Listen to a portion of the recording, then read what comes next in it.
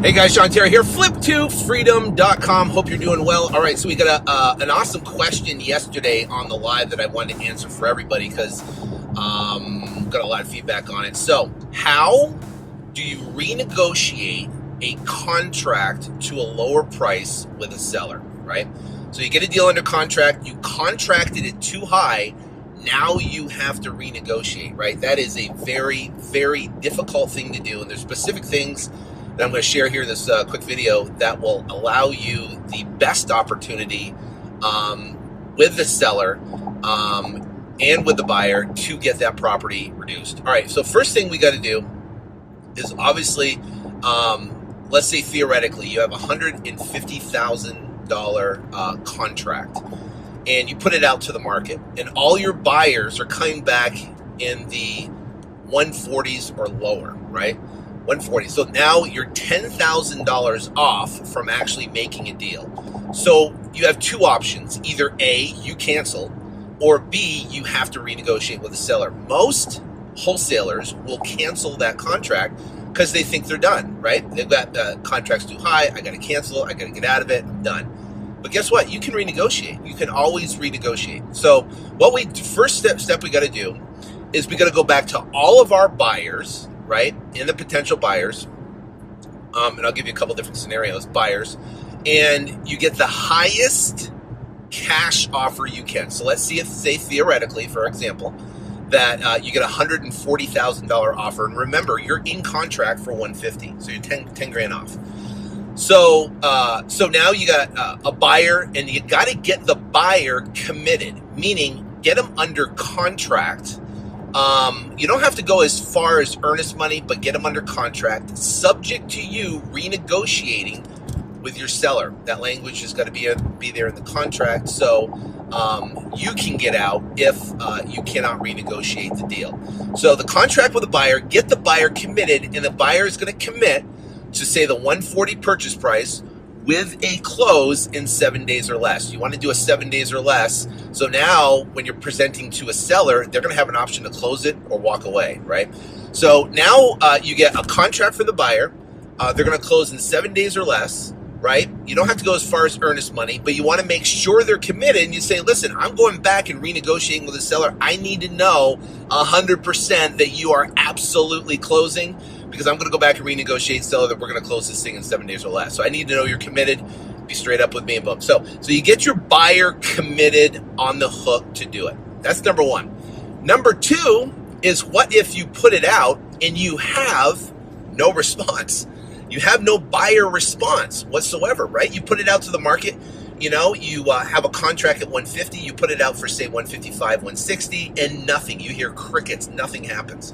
Well, then you have to start dropping the price even below your strike price, 150, to get responses from buyers. Then you get the response from the buyer. Then you get the buyer committed, and then do exactly what we talked about in the first scenario. Okay, now, once you have the buyer committed, let's say theoretically they're committed at 140 and they will close in 7 days, and you got their word on it, right? And you get a contract on it. Subject to you renegotiating with the seller.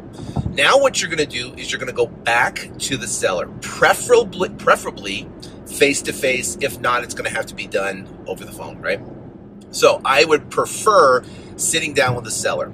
Now, what you're going to do is you're going to accumulate all the objections that the buyers are giving you of why they're pricing the property at 140 or less, meaning the roof might need more work, the neighborhood is not, the comps aren't there, the properties are selling too long, there's too much renovations that are needed. Buyers will give you all sorts of feedback. You want to use that exact feedback when negotiating with a seller and saying, hey, listen, I got my partners, we went in, we looked at the property, we got everything done. After full analysis, there's roof that needs too much work. There's too much renovation needed. The comps aren't there in the neighborhood, and we just cannot make our numbers work at the current contract price. So here I have a couple options for you, Mr. Seller. Either A, we can renegotiate the price to $130,000, I know it's a $20,000 hit, but we can renegotiate to $20,000 and to $130,000. And if you agree to do that, we can close in next Friday, 7 days or less. We can get this closed. It can be done. It can be off your plate. Or the other option is I have a cancellation notice, and we can cancel the escrow. We can be out of it. We can be done, and then you can go on and try to sell it for your $150,000. So what's going to happen is now it's the seller's choice on what to do. It's not yours. I mean, you put it out there, and it's seller's choice. Now, it's a difficult conversation, but listen, in normal, regular, everyday real estate, the majority of the transactions, there's always, not always, a lot of times there's renegotiation on price, right? Whether you fix and flip a property and then they do a 10-day inspection, they send an inspector out there, they ask for a bunch of stuff to be fixed, or they ask for a reduction in price. An appraisal happens on a normal basis on a property, and the appraisal comes in low. Instead of, an appraisal coming in at 150, the appraisal comes in at 140. Guess what? You renegotiate the price. It happens in real estate all the time. So don't feel like bad about doing it, because it happens all the time. And guess what? You want to move the property. The right number, the contract number, should have been 130 versus 150. And based upon the current information from your partners/buyers, it needs a lot more work and a lot more to get that property up to that higher value. So that being said, so now you're now picture this: you're sitting in front of the seller, and you have and basically the instrument you use is an addendum. An addendum, and it's going to say an addendum to the contract. Now, the addendum on there is going to say buyer and seller both mutually agree to cancel the contract. That's your cancellation notice. Or buyer or seller agrees to reduce the purchase price to $130,000. So what's going to happen now is either A, they're going to sign the $130,000 price reduction on the addendum, or B, they're going to sign the cancellation, which you send over to title, and now the title company, closing agent, and now that transaction is canceled. Now, what we have found is that depending on distress level, depending on the situation, you'll be able about 60 to 70% of the time be able to get that contract renegotiated. Now, a couple things are going to happen when you offer the 130. Make sure you start at a number a little bit lower, because they're going to want to negotiate. They're going to say, listen, I can't do 130, but can you do 132? Can you do 133? Can you do 135? And what you can do is you can negotiate. I wouldn't negotiate any more than, $3,000 to $5,000, because every dime that you're negotiating, you're giving away in profit, right? So I'd be like, listen, I'm approved and ready to go at 130,000. We can do 133, but I'm going to have to go back and see if I can make something happen. And there's no promises. I know you want to get this done, but if you want to do it right now, 130,000, I can get it done. I got approval. We're good to go at 130. If you want me to go back, I can go back and start talking and see what I can do to get you a couple $1,000s, but there is no promises. Typically, if you do that, they're just going to say, you know what, just let me sign it. Let's get this deal done. I want to close it next Friday, right? And then what you do, after you get the signed addendum, you send it over to your closing agent. And then from there, you go back to your buyer. You get your earnest money deposit from the buyer. So listen, I renegotiated. We're good to go. We can close it. We close it next Friday. I need your earnest money deposit. We got to get that in the title. Let's get this sucker closed.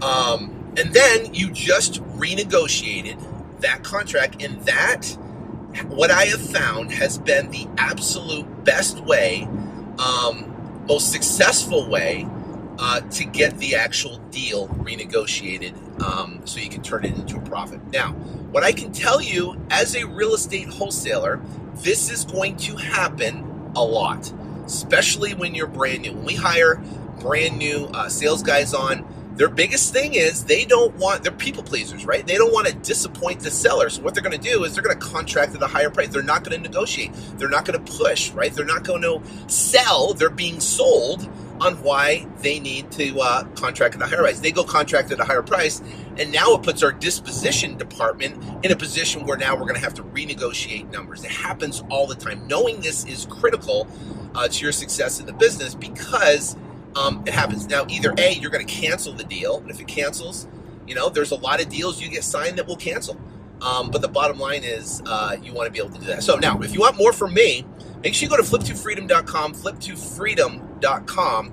Download the book I wrote for free. It's a 129-page book, shows you exactly how to literally flip houses, quit your job in 19 weeks or less. I have a new book coming online, so make sure you opt into any one of our email lists that you have. Got a new book coming online called The Escape Plan, and it's going to be the absolute best wholesaling book on the planet, from doing deals virtually to doing deals locally.